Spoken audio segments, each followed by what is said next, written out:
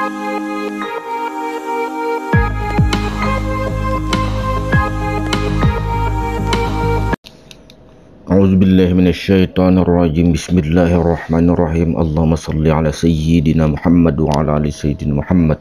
Assalamualaikum warahmatullahi wabarakatuh. Untuk mencari kebenaran yang hakiki, kebenaran yang sebenar-benarnya, dengan menjahirkan diri yang batin.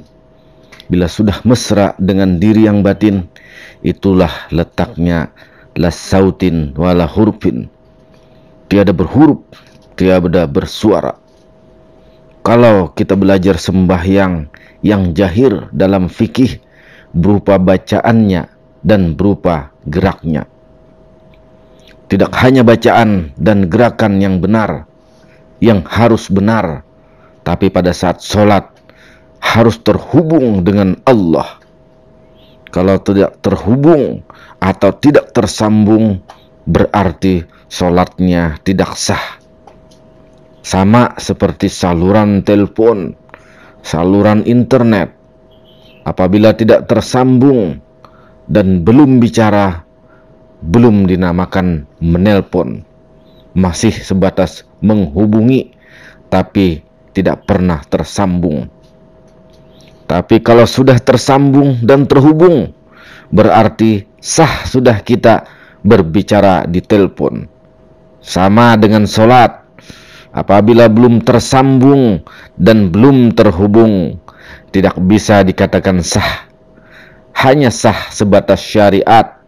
Secara jahir kelihatan kita sedang sholat, tapi tidak sah, tidak tersambung dan terhubung. Tidak sah sebagai hakikat. Karena sholat artinya harus terhubung. Saat kita menzahirkan diri yang batin, maka diri yang batin inilah letak daripada niat. Diri yang batin itulah yang dikatakan imam. Jadi sembahyang sendiri ada imamnya. Sembahyang berjamaah pun ada imamnya. Sekurang-kurangnya makmum ada yang si hidup. Maka Rasulullah menjahirkan sholat ada imamnya dan ada makmumnya. Tapi sesungguhnya ada pada diri kita sendiri. Makanya jadilah sunnah Rasulullah. Syariat Rasulullah tetap dijalankan agar betul-betul nyata tajalli hakikat. Sholat tetap harus dijalankan nyata secara hakikat agar sempurna ma'rifatnya. Jangan sampai kita merasa yang bergerak sholat bisa sholat karena adanya napas. Napas dari ruh, ruh dari nur, dan nur dari rahasia Tuhan. Karena napas adalah kejahiran ruh kita. Karena dia turun dan naik, secara zahir kita sebut nafas. Yang hidup nur yang menyatakan dirinya. Ana abul arwah wa adamu abul basar. Aku bapak segala ruh dan aku pula bapak sekalian jasad. Tiada yang berbuat melainkan perbuatan Allah. Tapi dalam batin, karena tidak boleh kita zahirkan. Karena apabila kita sebutkan dan zahirkan, akan menjadi tidak sah. Ibaratnya baju dalam jangan dipasang di luar. Begitu pula perumpamaan masalah batin ini. Tidak boleh kita sebutkan dan katakan hanya diam, hanya di dalam rasa. Tapi kita tahu hak dan nyata kebenarannya. Tidak ada yang berbuat kecuali Allah. Apabila ada yang mengatakan perbuatan selain Allah, maka syiriklah ia. Dengan mengatakan kita yang berbuat dan menjadi berhala pada diri, syirik. Itulah kesyirikan yang nyata. Pada pandangan zahir tetap kita, pada pandangan batin Allah yang berbuat, tapi dalam diam agar Allah tetap suci. Maksud usolli dalam sholat adalah mensuhud asal diri. Artinya kita memandang bahwa kita bertubuh Nur Muhammad zahir dan batin. Sebagai ibarat, apabila kita sedang bermain catur, jangan kita sebut yang bermain adalah Allah. Ini sesat. Walaupun kita tahu hal ihwal diri kita nyatanya Allah. Ini harus disembunyikan. Karena kata Nabi, jangan mengalungkan mutiara di leher babi atau anjing. Tidak pantas anjing dan babi memakai mutiara. Harus ditempatkan sesuai dengan tempatnya. Artinya, ilmu ma'rifat ini jangan sampai diketahui oleh orang awam yang tidak percaya akan ilmu ini. Kalau kita sudah mengetahui ini semua, kita tidak memiliki zahir dan batin, tidak memiliki roh dan jasad. Kalau kita masih merasa memiliki, maka akan dipertanggungjawabkan di akhirat kelak. Kalau sudah mengenal, akan muncul sifat dermawannya, akan muncul sifat kebaikannya, karena sifat Tuhan tajalli pada dirinya, nyata pada dirinya. Sifat Muhammad yang ada, orang yang terpuji, nyata yang Rahman dan Rahim, Maha Pengasih dan Maha Penyayang. Benar-benar sifat Tuhan bertajalli dengan kita. Arasy itu bukan tempat, karena Allah tidak memerlukan tempat. Kalau memerlukan tempat dan ruang, itu adalah makhluk.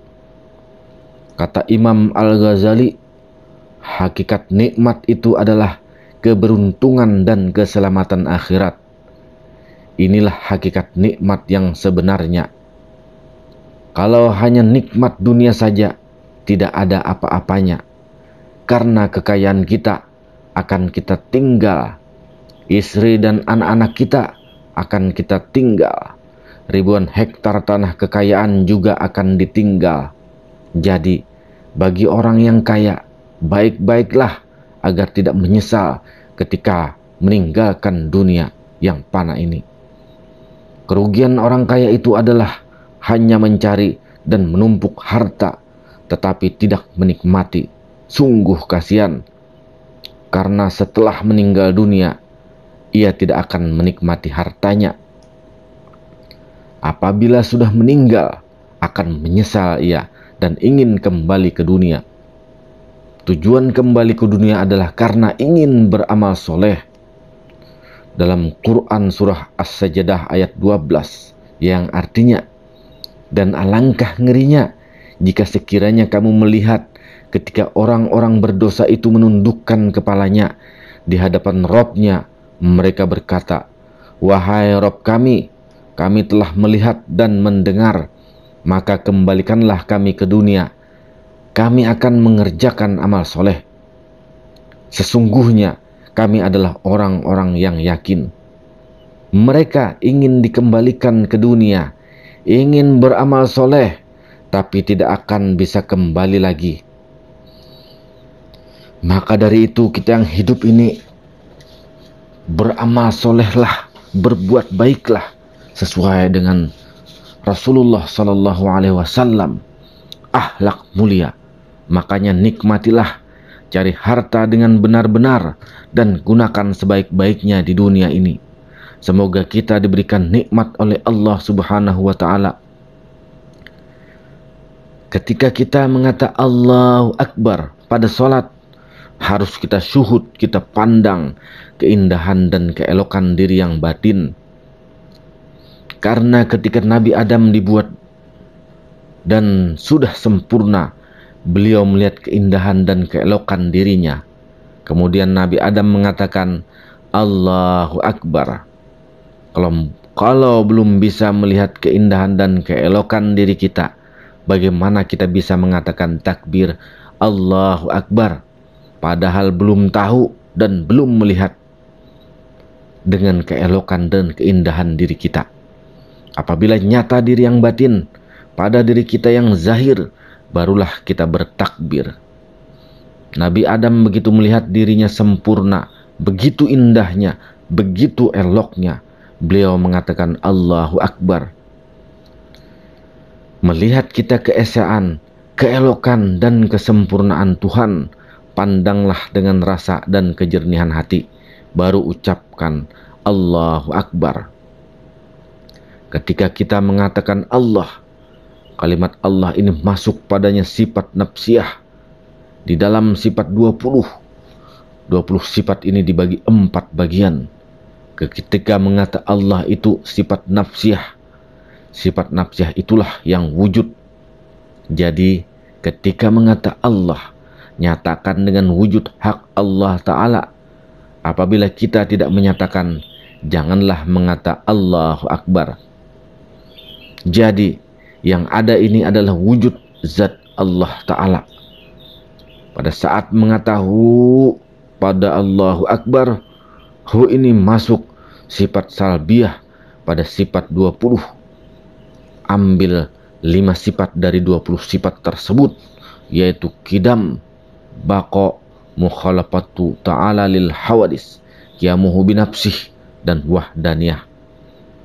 Kemudian pada saat mengata akbar, akbar ini masuk sifat ma'ani dan ma'nawiyah. Sifat ma'ani adalah 7 sifat dan ma'nawiyah adalah 7 sifat. Sifat ma'an yang 7 adalah qudrat, iradat, ilmu, hayat, sama, basar, dan kalam. Kemudian sifat ma'nawiyah yang 7 yang lainnya adalah qadirun, muridun, alimun, hayyun, sami'un, basirun, dan mutakallimun. Jadi pada saat mengata Allahu Akbar, masuklah 20 sifat Allah tersebut dan nyatalah sifatullah, sifat Allah pada diri kita. Jadi kita tidak memiliki sifat. Yang ada pada diri kita ini adalah sifat Tuhan. Tapi memang kita bukan Tuhan. Tapi tiada lain dari nyatanya Tuhan.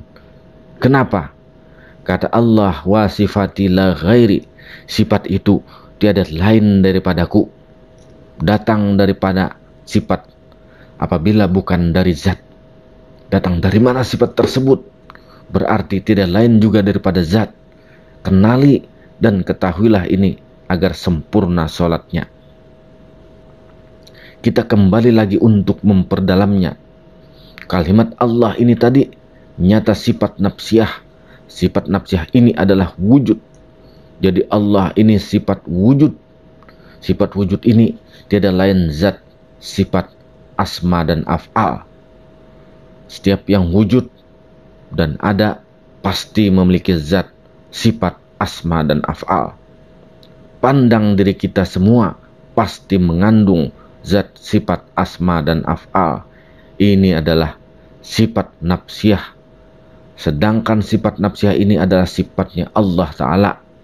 Dan kita mengandung zat, sifat, asma, dan af'al. Alif adalah zat, lam awal adalah sifat, lam akhir adalah asma, ha adalah af'al. Nyatalah kalimat Allah pada alif lam lam ha, dinyatakan pada kalimat akbar. Akbar itu adalah kudrat, iradat, ilmu, hayat. Lalu alif, kaf, va, dan ro dalam akbar mengandung sifat adalah hayat. Alif adalah hayat, kaf adalah ilmu, ba adalah iradat, ro adalah kudrat. Satukanlah ia. Alif Allah zat. Alif Allah zat nyata pada alif akbar, yaitu hayat. Lam awal Allah sifat nyata pada kaf akbar, yaitu ilmu. Lam akhir Allah adalah asma nyata pada ba akbar, yaitu iradat. Ha Allah af'ala nyata pada ro akbar, yaitu kudrat. Tiada lagi kita manusia yang ada zat, sifat, asma, af'al. Ketika kita melihat kenyataan itu dengan sebenarnya melalui diri kita yang zahir, maka kita mengata Allahu Akbar. Jadi nyata pada hayat, maka hiduplah kita. Sifat nyata pada ilmu, maka tahulah kita. asma nyata pada iradat, maka berkehendaklah kita. Af'al nyata pada kudrat, maka berkuasalah kita. Maka dari itu, hidup kita ini adalah hayat. Hayat itu adalah zat. Maka yang sebenar-benar hidup adalah zat. Zat adalah Allah Ta'ala, bukan diri kita. Hilangkan kita, nyatakannya Allah. Yang tahu itu adalah ilmu. Ilmu itu adalah sifat Allah. Janganlah kita merasa alim, karena yang alim adalah Allah. Yang berkehendak adalah iradat. Iradat itu asma Allah. Jadi yang berkehendak adalah Allah. Yang kuasa adalah kudrat. Kudrat itu af'al Allah. Jadi yang kuasa adalah kuasanya Allah, bukan kuasa kita. Ingat, sangat harus dipandang pada diri kita. Kita duduknya adalah la haula wala quwata illa billahil aliyyil azim. Kita tiada daya dan upaya. Tiada lagi pengakuan diri kita. Hilang sifat egois kita, sifat takabur, sifat sombong kita hilang. Demikianlah, wallahu a'lam bishawab. Mudahan bermanfaat. Assalamualaikum warahmatullahi wabarakatuh.